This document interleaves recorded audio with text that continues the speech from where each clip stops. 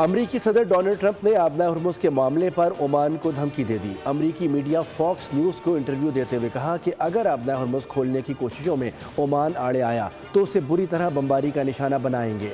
صدر ٹرمپ نے کہا کہ جتنے ہتھیار اب تک امریکہ نے استعمال کیے ہیں وہ نہ ہونے کے برابر تھے۔ اب ایران سفید جھنڈا لہرا کر سرنڈر کرنے کا اعلان کرے۔ ایران کے ساتھ جاری تنازع ختم کرنے کے لیے جلدی نہیں۔ میری انتظامیہ نے ایران کی پاسدارانہ انقلاب کے ساتھ براہ راست رابطے کے لیے ایک بیک چینل قائم کیا ہے۔ پاسدارانہ انقلاب نے ٹرمپ کے خفیہ مذاکرات کے دعوے کو مسترد کر دیا، کہا کہ امریکہ سے کسی قسم کے مذاکرات نہیں ہو رہے۔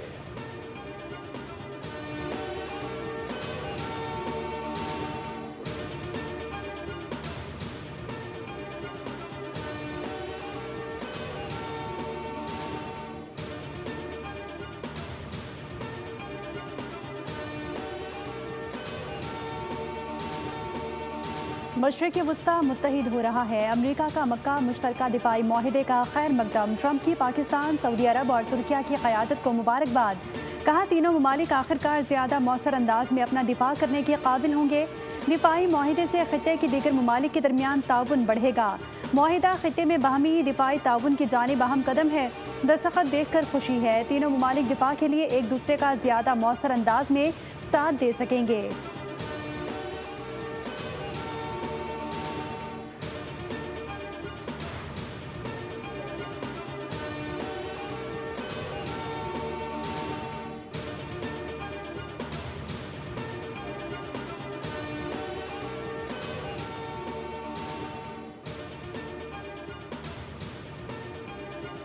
وزیراعظم شہباز شریف کا امریکی صدر ڈونلڈ ٹرمپ کی جانب سے مکہ دفاعی معاہدے کی حمایت پر اظہار تشکر۔ امریکی صدر کی جرأت مندانہ قیادت کی تعریف، کہا کہ صدر ٹرمپ کی قیادت کے باعث جنوبی ایشیا اور کروڑوں زندگیاں ایٹمی تباہی سے بچ گئیں۔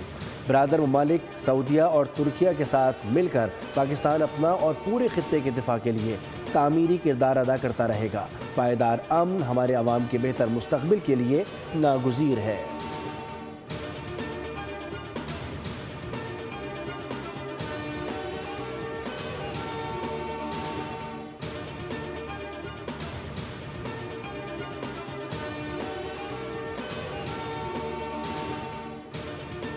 امریکہ کے ساتھ حالیہ معاہدے کو طاقت کے ساتھ آگے بڑھایا، دشمنوں کے سامنے سر تسلیم خم نہیں کیا۔ ایرانی صدر مسعود پزشکیان نے کہا، ایران امریکہ کے ساتھ وقار، خود اعتمادی اور طاقت کے ساتھ مفاہمتی یادداشت تک پہنچا۔ ترجمان ایرانی وزارت خارجہ اسماعیل بقائی کہتے ہیں، ایران ایسا ملک نہیں جو ڈیڈ لائن یا دباؤ کے تحت فیصلے کرے۔ پاکستان اور قطر کشیدگی کم کرنے میں اہم کردار ادا کر رہے ہیں۔ 60 دن کے ڈیڈ لائن کی کوئی شرط نہیں۔ امریکہ کی ایم او یو کی خلاف ورزی کے باعث مذاکرات شروع نہیں ہوئے۔ پاسدارانہ انقلاب کے ڈپٹی کمانڈر میجر جنرل مصطفیٰ عزی نے دعویٰ کیا کہ جنگ شروع ہونے سے اب تک 200 سے زائد دشمن طیارے اور ڈرونز گرائے جا چکے ہیں۔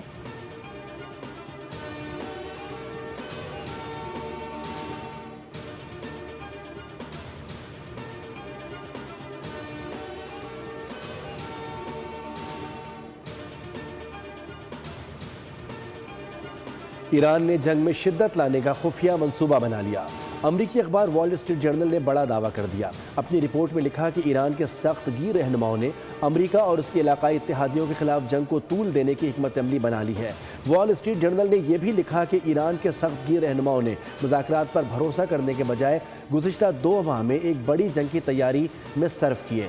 تہران نے ایک جانب جنگ سے متاثرہ فوجی انفراسٹرکچر کی بحالی کا عمل تیز کیا تو دوسری جانب یمن، عراق اور لبنان میں اپنے اتحادی مسلح گروہوں کے ساتھ تعاون بھی مزید بڑھایا۔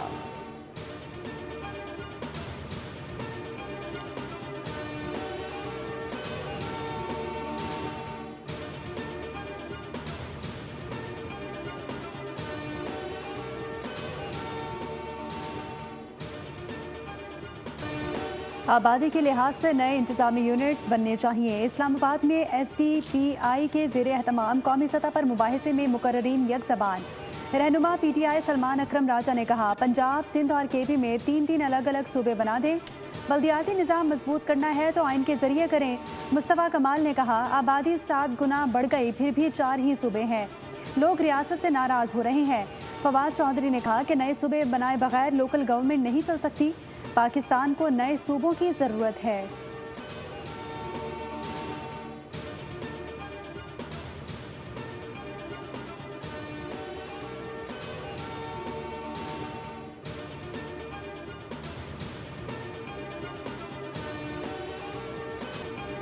پیپلز پارٹی کے رہنما قمر زمان کائرہ نے بھی بلدیاتی نظام کو بااختیار بنانے کی حمایت کر دی۔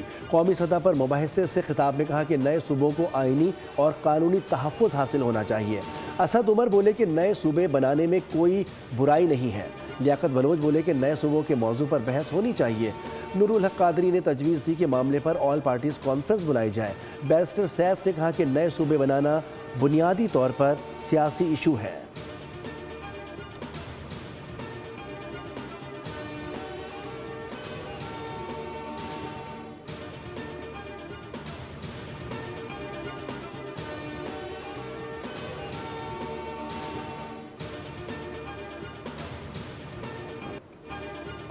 جو مرضی کر لیں، سندھ میں کوئی صوبہ نہیں بنے گا۔ نئے صوبوں کا فیصلہ کرنا پارلیمنٹ اور عوام کا کام ہے۔ وزیر محنت و افرادی قوت سندھ سعید غنی کی میڈیا سے گفتگو، دعویٰ کیا کہ سندھ کی سیاسی جماعتیں اور عوام نئے صوبے کے مخالف ہیں۔ پنجاب اور کے پی اسمبلیاں صوبے بنانا چاہیں تو کوئی اعتراض نہیں۔ ایم کیو ایم نفرتیں پھیلا کر فسادات کرانا چاہتی ہے۔ مصطفیٰ کمال مہاجرین کے پاس گئے تو انہوں نے صوبے سے انکار کیا۔ جماعت اسلامی کہتی ہے وہ عوامی مسائل پر احتجاج کرتے ہیں۔ لیوی ختم کرنے کے مطالبے پر شہباز شریف کو کون سا فرق پڑا ہے؟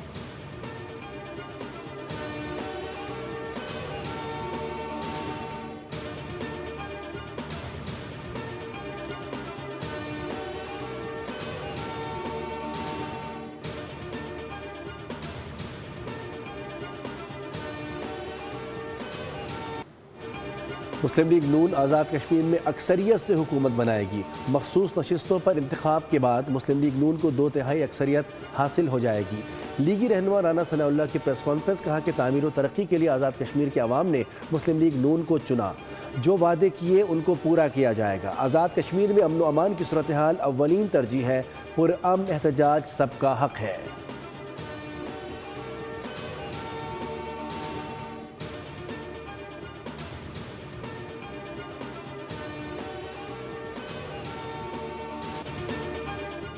پیٹرولیم لیوی کے خلاف جماعت اسلامی کا ملک گیر احتجاج کا دوسرا روز۔ لاہور، کراچی اور پشاور میں دھرنے، اہم شاہراہیں اور راستے بند۔ لاہور میں وزیر اعلیٰ ہاؤس جانے والا راستہ بند، جبکہ کراچی اور پشاور میں گورنر ہاؤس کے باہر احتجاج جاری۔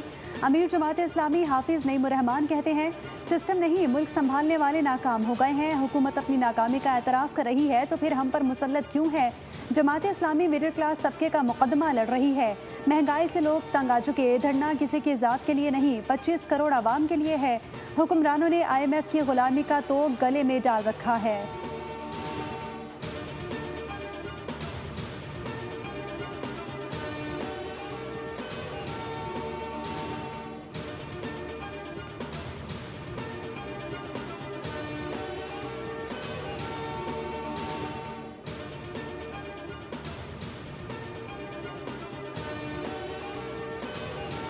دھرنے اور پریس کانفرنس کر کے عوام کو گمراہ کرنا آسان ہے، متبادل اور ٹھوس حل پیش کرنا جماعت اسلامی کے بس کی بات نہیں۔ ترجمان سندھ حکومت سعدیہ جاوید کا رد عمل، کہا کہ حافظ نعیم الرحمان سیاست چمکانے کے لیے مخلصانہ قومی معاہدوں کو توڑ مروڑ کر پیش کر رہے ہیں۔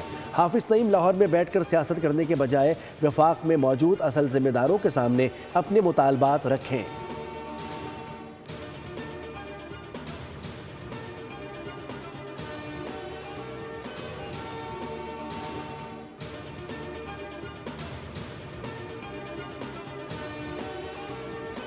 وزیر اعلیٰ پنجاب کی زیر صدارت صاف پانی کی فراہمی سے متعلق اجلاس، متعلقہ حکام اور ڈیپٹی کمشنرز کی ویڈیو لنک پر شرکت۔ راجن پور میں فوری طور پر 21 باؤزرز مہیا کرنے کی ہدایت۔ مریم نواز نے کہا عوام کو پینے کا صاف پانی پہنچانے کا عزم غیر متزلزل ہے۔ پنجاب کے عوام کو پینے کا صاف پانی گھر گھر پہنچا کر دم لیں گے۔